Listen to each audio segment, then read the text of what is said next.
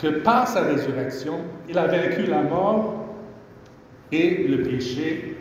Et pour nous qui croyons en lui, nous sommes réconciliés avec Dieu. Nous ne sommes plus ses ennemis, nous sommes ses fils et ses filles bien-aimés. Les chrétiens ont toujours traité la résurrection comme un fait historique. Or, de nos jours, et ça a toujours été le cas, il y a beaucoup de gens qui doutent que Jésus soit vraiment ressuscité. Si vous dites, comme on l'appelle, Jésus-Christ est ressuscité, ils vont dire, ah oui, vraiment?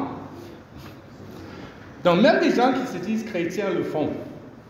Ils vont dire que cela n'a pas eu lieu, que ce n'est pas possible qu'un homme puisse sortir du tombeau. Ou ils vont dire que c'était une résurrection spirituelle, non pas une résurrection physique. Mais quand nous lisons les récits des évangiles, et ce matin, l'ancien Eugène a lu dans l'évangile de Matthieu et de Jean, quand nous lisons les récits des évangiles, nous voyons bien que dans l'esprit de Matthieu, de Marc, de Luc et de Jean, il s'agit bien d'une résurrection corporelle. C'est son corps physique qui est sorti du tombeau. Bon, aujourd'hui, mon objectif n'est pas d'essayer de défendre la résurrection physique de Jésus en tant que fait historique. En fait, il y a beaucoup de personnes qui peuvent le faire bien mieux que moi. Vous pouvez aller sur Internet et trouver des personnes qui ont étudié le sujet en profondeur et peuvent vous présenter tous les arguments. L'objectif que je me suis donné ce matin, c'est plutôt de vous amener à voir pourquoi cet événement est important, afin que nous puissions célébrer la résurrection de Jésus avec toute la joie que ça mérite. La résurrection de Jésus, avec son incarnation, sa mort et son ascension, est au cœur même de notre foi chrétienne. Et comme l'ancien Eugène l'a dit, c'est la fête la plus importante de notre foi chrétienne. Sans la résurrection, notre foi serait totalement vide de sens. Et en fait, c'est la résurrection qui distingue le christianisme des autres religions. Cherchez bien. Est-ce que dans l'islam, vous allez trouver un sauveur ressuscité? Non, on trouve un prophète, mais on ne trouve pas un sauveur ressuscité. Même chose dans l'hindouisme, le bouddhisme, les religions traditionnelles, et ainsi de suite. Et en ce mois de la solidarité, qu'on se rappelle que c'est la résurrection de Jésus qui nous rend solidaires avec Dieu, solidaires les uns avec les autres, et solidaires avec nos frères et sœurs en Christ partout dans le monde. La résurrection de Jésus a toute sa place dans le plan que l'Éternel a conçu pour nous racheter et nous réconcilier avec lui-même, le plan rédempteur de Dieu dont les enfants ont chanté tout à l'heure. En décembre et janvier, on a parlé de l'incarnation. Nous avons pris quelques semaines pour parler de l'incarnation, le fait que Dieu lui-même, en la personne de son Fils Jésus-Christ, a mis en œuvre son plan de rédemption en prenant la forme d'un homme et en vivant parmi nous pendant 33 ans. Et comme notre frère Brice nous l'avait dit, alors, l'incarnation doit nous amener à la repentance et à une foi authentique en Jésus-Christ, une foi qui va chercher à faire de lui la tête de notre vie. Alors, normalement, ou bien souvent, dans les églises, pendant la semaine qui précède Pâques, nous parlons des événements qui ont mené à la crucifixion et à la mort de Jésus. C'est ce qu'on appelle la passion de Christ. Son entrée triomphale à Jérusalem, qui est souvent célébrée le dimanche précédent, le dimanche des Rameaux. La Sainte Seine que nous venons de célébrer, son procès devant Ponce Pilate, sa crucifixion sur la colline appelée Golgotha, sa mise au tombeau et le moment où il est sorti du tombeau, sa résurrection. Et je voudrais passer directement à la résurrection. Nous allons donc lire le 20e chapitre de Jean, dans son intégralité, du début à la fin. Donc si on peut afficher Jean 20, s'il vous plaît. Et nous allons prendre le temps de lire le récit de la résurrection de Jésus-Christ selon Jean. Je lis. Le dimanche, Marie de Magdala se rendit au tombeau de bon matin, alors qu'il faisait encore sombre, et elle vit que la pierre avait été enlevée de l'entrée du tombeau. Elle courut trouver Simon-Pierre et l'autre disciple que Jésus aimait et leur dit, « Ils ont enlevé le Seigneur du tombeau et nous ne savons pas où ils l'ont mis. » Pierre et l'autre disciple sortirent donc et allèrent au tombeau. Ils couraient tous les deux ensemble, mais l'autre disciple courut plus vite que Pierre et arriva le premier au tombeau. Il se pencha et vit les bandelettes posées par terre. Cependant, il n'entra pas. Simon-Pierre, qui le suivait, arriva et entra dans le tombeau. Il vit les bandelettes posées par terre. Le linge qu'on avait mis sur la tête de Jésus n'était pas avec les bandes, mais enroulé dans un endroit à part. Alors l'autre disciple, qui était arrivé le premier au tombeau, entra aussi, il vit et il crut. En effet, il n'avait pas encore compris que, d'après l'Écriture, Jésus devait ressusciter. Ensuite, les disciples repartirent chez eux. Cependant, Marie se tenait dehors, près du tombeau, et pleurait. Tout en pleurant, elle se pencha pour regarder dans le tombeau. Et elle vit deux anges, habillés de blanc, assis à la place où avait été couché le corps de Jésus, l'un à la tête et l'autre aux pieds. Ils lui dirent, « Femme, pourquoi pleures-tu? » Elle leur répondit, « Parce qu'ils ont enlevé mon Seigneur, et je ne sais pas où ils l'ont mis. » En disant cela, elle se retourna et vit Jésus debout. Mais elle ne savait pas que c'était lui. Jésus lui dit, « Femme, pourquoi pleures-tu? Qui cherches-tu? » Pensant que c'était le jardinier, elle lui dit, « Seigneur, si c'est toi qui l'as emporté, dis-moi où tu l'as mis, et j'irai le prendre. » Jésus lui dit, « Marie. » Elle se retourna et lui dit en hébreu, « Rabboni », c'est-à-dire « Maître. » Jésus lui dit, « Ne me retiens pas, car je ne suis pas encore monté vers mon Père, mais va trouver mes frères et dis-leur que je monte vers mon Père et votre Père, vers mon Dieu et votre Dieu. » Marie de Magdala alla annoncer aux disciples qu'elle avait vu le Seigneur et qu'il lui avait dit cela. Le soir de ce même dimanche, les portes de la maison où les disciples se trouvaient rassemblés étaient fermées car ils avaient peur des chefs juifs. Jésus vint alors se présenter au milieu d'eux et leur dit, « Que la paix soit avec vous. » Après avoir dit cela, il leur montra ses mains et son côté. Les disciples furent remplis de joie en voyant le Seigneur. Jésus leur dit de nouveau, « Que la paix soit avec vous.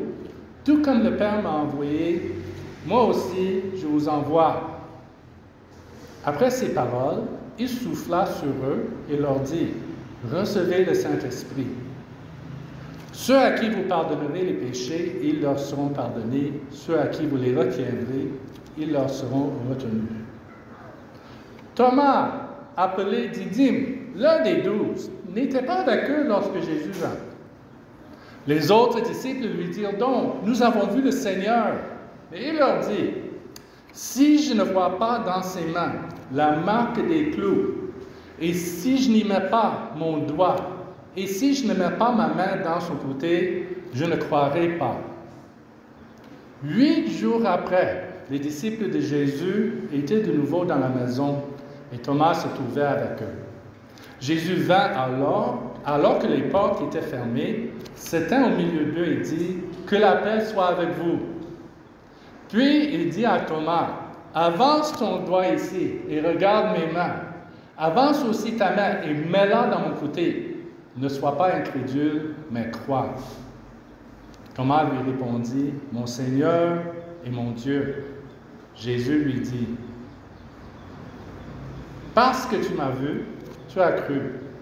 Heureux ceux qui n'ont pas vu et qui ont cru. Jésus a accompli encore, en présence de ses disciples, beaucoup d'autres signes qui ne sont pas décrits dans ce livre. Mais ceux-ci ont été décrits afin que vous croyiez que Jésus est le Messie, le Fils de Dieu, et qu'en croyant, vous ayez la vie en son nom. Avant de continuer, nous allons prier. Père, ce que nous ne connaissons pas, enseigne-le nous. Ce que nous n'avons pas, donne-le nous. Ce que nous ne sommes pas, permets que nous le devenions. Au nom de ton Fils, Amen. Amen. Pourquoi a-t-il fallu que Jésus soit ressuscité? Et pour répondre à cette question, je voudrais m'attarder sur trois passages, donc trois passages qu'on va voir ensemble. Et le premier, c'est dans 1 Corinthiens, le 15e chapitre, à partir du verset 12. Donc 1 Corinthiens 15, à partir du verset 12. Bon, tout comme Jésus, nous l'avons déjà dit, nous aussi nous allons ressusciter. C'est un aspect fondamental de notre foi chrétienne, cette espérance, surtout quand nous pensons à ceux qui nous ont quittés ces derniers temps. On pense le frère Eugène et sa famille qui avaient perdu leur maman. On pense à la sœur Edith, peut-être d'autres personnes encore. Et le fait de savoir qu'un jour, ils vont être ressuscités corporellement, ça fait partie de notre espérance en tant que chrétiens. Mais dans l'église de Corinthe, une église qui connaissait pas mal de problèmes, il y avait des personnes qui disaient qu'il n'y avait pas de résurrection des morts. Ils disaient qu'on est enseveli, on est enterré une fois c'est tout. On reste dans le tombeau. Mais l'apôtre Paul s'oppose à cet enseignement en écrivant ceci et nous allons lire. Voici ce que l'apôtre Paul a dit. Or, si l'on prêche que Christ est ressuscité, comment quelques-uns parmi vous peuvent-ils dire qu'il n'y a pas de résurrection des morts? S'il n'y a pas de résurrection des morts, Christ non plus n'est pas ressuscité. Et si Christ n'est pas ressuscité, alors notre prédication est vide et votre foi aussi. Il se trouve même que nous sommes de faux témoins, des menteurs vis-à-vis de Dieu, puisque nous avons témoigné contre Dieu qu'il a ressuscité Christ. Or, il ne l'a pas fait si les morts ne ressuscitent pas. En effet, si les morts ne ressuscitent pas, Christ non plus n'est pas ressuscité. Or, si Christ n'est pas ressuscité, votre foi est inutile. Vous êtes encore dans vos péchés. Et par conséquent, ceux qui sont morts en Christ sont aussi perdus. Si c'est pour cette vie seulement que nous espérons en Christ, nous sommes les plus à plaindre de tous les hommes. Mais en réalité, Christ est ressuscité, précédant ainsi ceux qui sont morts. En effet, on s'arrête au verset 20. Aux années 80, il y avait aux États-Unis des télévangélistes très populaires, un couple qui s'appelait Jim et Tammy Faye Bakker. Jim et Tammy Faye Bakker. Ils avaient, je vois mon frère qui sourit, ils certainement connaissent qui ils sont. Jim et Tammy Faye Bakker avaient des millions, sinon des millions d'adeptes à travers le monde. Et chaque année, il arrivait à récolter des millions de dollars en dons. Ils étaient, en plus de fervents défenseurs de l'évangile de la prospérité, qui est, je vais le dire, une hérésie. Bon, à la fin des années 80, ils se sont embourbés dans un scandale qui a mis un terme à leur, entre guillemets, ministère. Et Jim Bakker, pour sa part, a fini par purger une peine de 5 ans en prison pour fraude fiscale. Bon, une fois, lorsqu'ils étaient au sommet de leur popularité, par curiosité, ce jour-là, je regardais leur émission à la télé. Et jusqu'à ce jour, je me souviens très bien de ces quelques mots qui sont sortis ce jour-là de la bouche de Tammy Faye. Elle a dit ceci: « Même si le ciel ne m'était pas promis, je suivrai Dieu. » Est-ce que vous avez déjà entendu ce genre de sentiment? Même si le ciel ne m'était pas promis, garanti, moi je suivrai Dieu. C'est bon, n'est-ce pas? Bon, ça paraît bien beau. Mais il y a au moins deux problèmes. Premièrement, nous ne pouvons pas choisir de nous-mêmes de suivre Dieu. Parce que la Bible est claire là-dessus. C'est ce que l'apôtre Paul a écrit dans Romains 3. Il n'y a pas de juste, même pas un seul. Aucun n'est intelligent. Aucun ne cherche Dieu. Tous se sont détournés. Ensemble, ils se sont pervertis. Il n'y en a aucun qui fasse le bien, pas même un seul. Comme on l'a déjà dit ce matin, ce n'est que par l'œuvre du Saint-Esprit en notre cœur que nous pouvons chercher Dieu.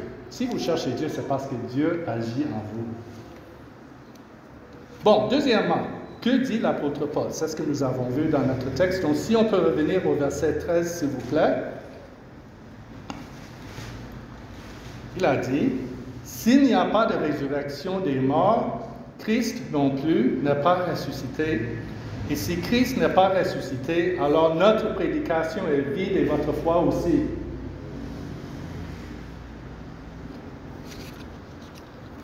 Je pense que nous devons être dans 1 Corinthiens 15, s'il vous plaît. 13. Verset 1 Corinthiens 1. 1 Corinthiens 15, voilà. Merci. Et 14. Bon, on va maintenant lire les versets 18 et 19. Voici la réponse que l'apôtre Paul aurait donnée à Tabitha Baker. « Si c'est pour cette vie seulement que nous espérons en Christ, nous sommes les plus à plaindre de tous les hommes. Mais en réalité, Christ est ressuscité, précédant ainsi ceux qui sont morts. Donc si le ciel ne nous était pas garanti, par notre foi en la résurrection de Jésus-Christ, notre foi serait inutile. Nous serions toujours dans notre péché, nous serions toujours condamnés devant Dieu, nous n'aurions pas d'espérance. Autant ramasser nos affaires, rentrer chez nous et faire autre chose aujourd'hui, parce que notre foi ne veut rien dire. Mais Jésus-Christ est ressuscité. Il est vraiment ressuscité. Voilà pour le premier point.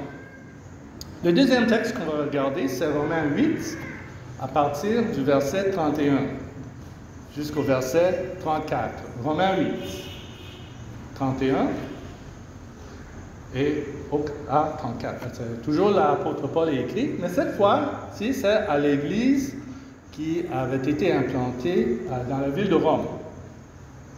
Que dirons-nous donc de plus? Si Dieu est pour nous, qui sera contre nous?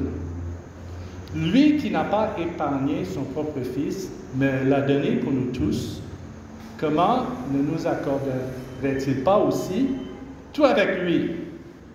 Qui accusera ceux que Dieu a choisis? C'est Dieu qui les déclare justes. Qui les condamnera? Jésus-Christ est mort, bien plus, il est ressuscité. Il est à la droite de Dieu et il intercède pour nous. Voilà. Il est à la droite de Dieu, il intercède pour nous parce qu'il est ressuscité. Et ça m'a fait penser à un texte que j'aime souvent partager ici, Hébreux 4, 14 à 16, qui dit ceci.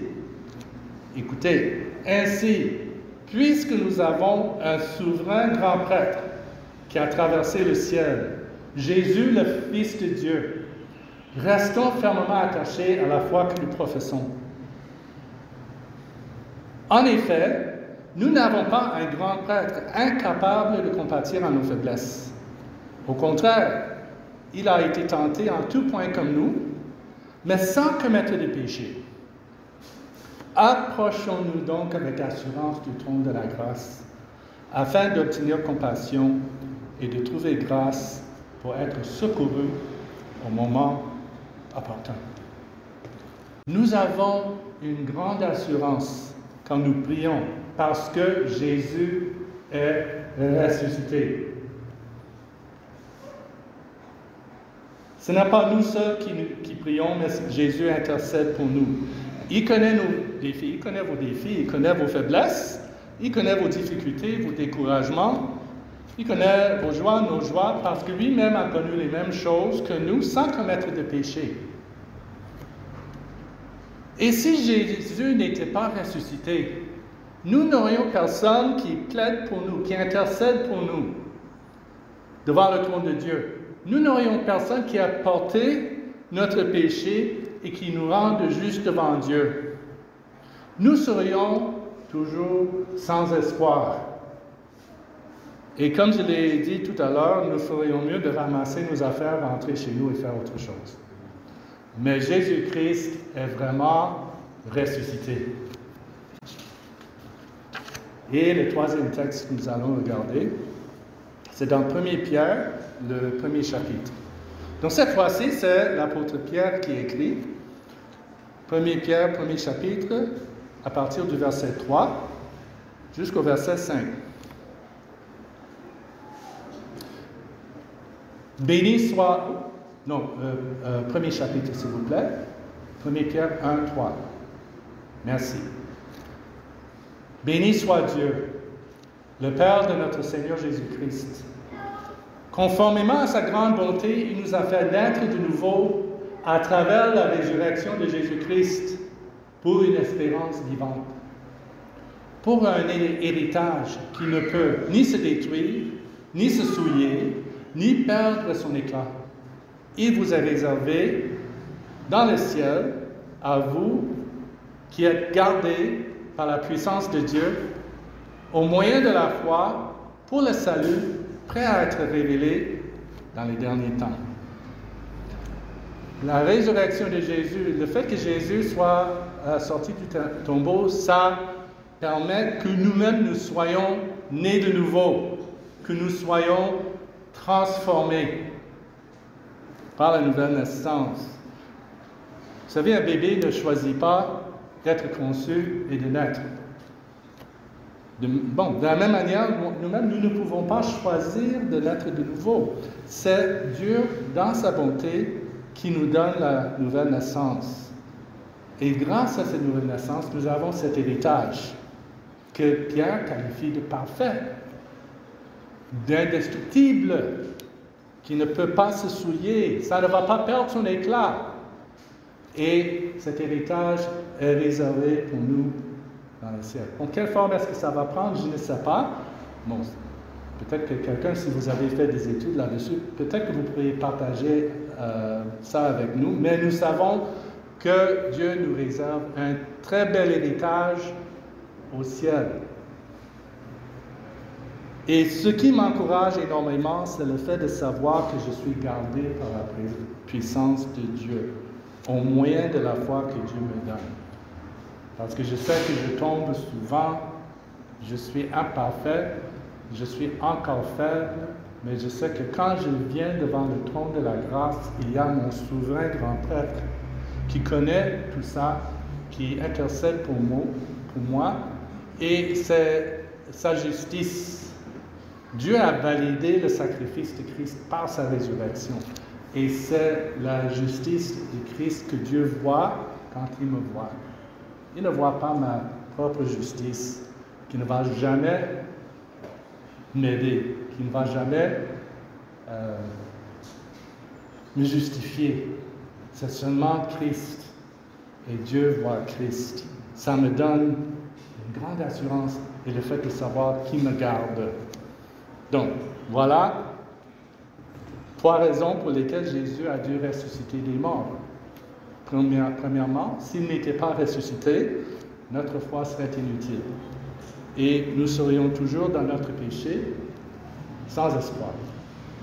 Deuxièmement, le fait que Jésus soit ressuscité, on sait qu'il intercède pour nous. Comme je dis souvent, Dieu est de notre côté. Nous ne sommes pas abandonnés à nous-mêmes. Dieu est de notre côté. Et troisièmement, c'est à travers la résurrection de Jésus que Dieu nous a fait naître de nouveau, qui nous a transformés, et chaque jour, il nous transforme.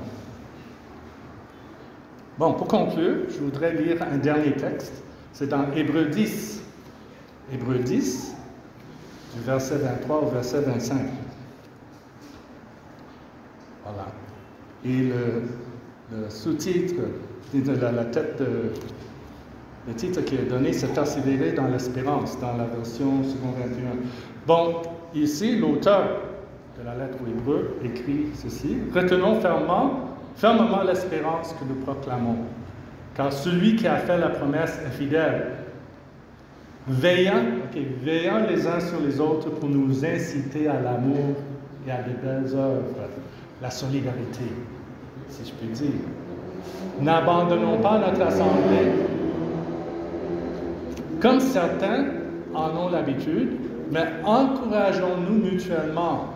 Faites cela d'autant plus que vous voyez s'approcher le jour du retour de Jésus. Voilà.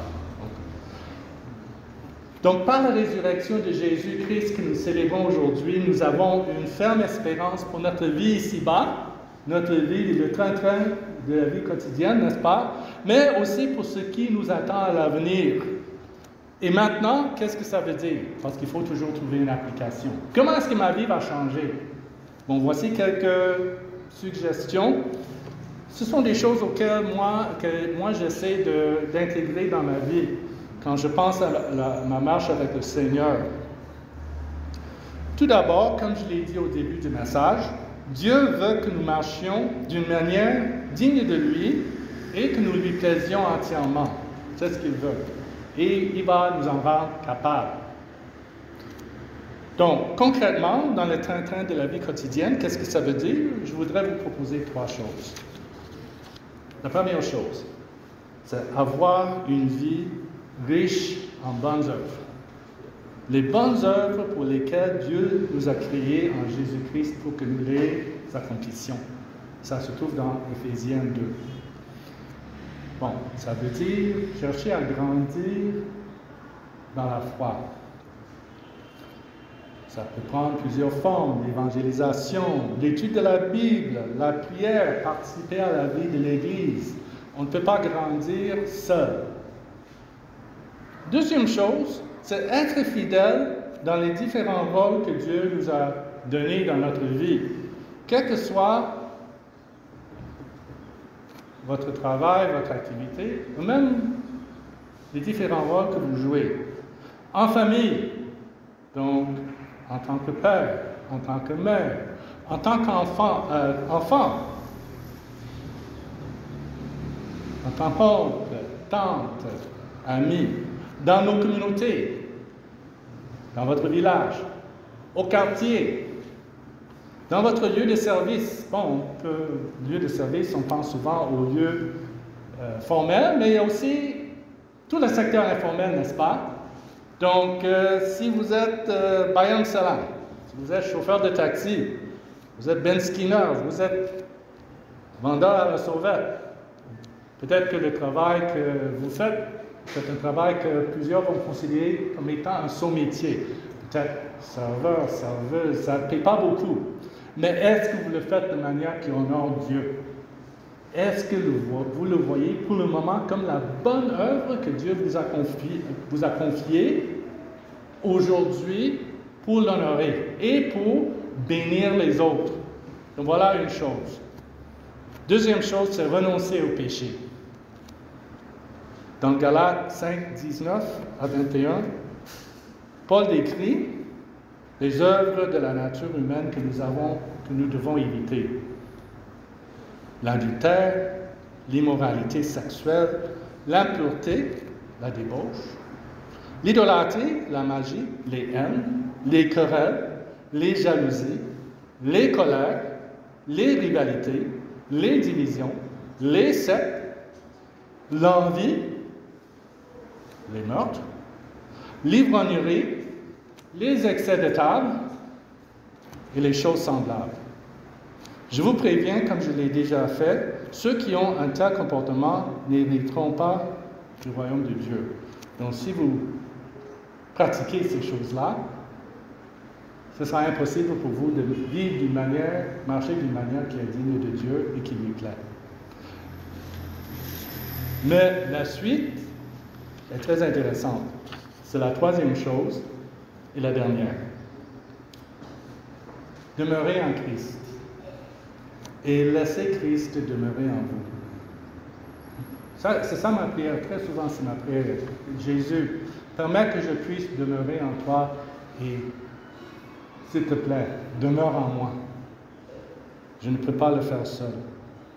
Demeurez en Christ et laissez Christ demeurer en vous afin de porter du fruit qui demeure.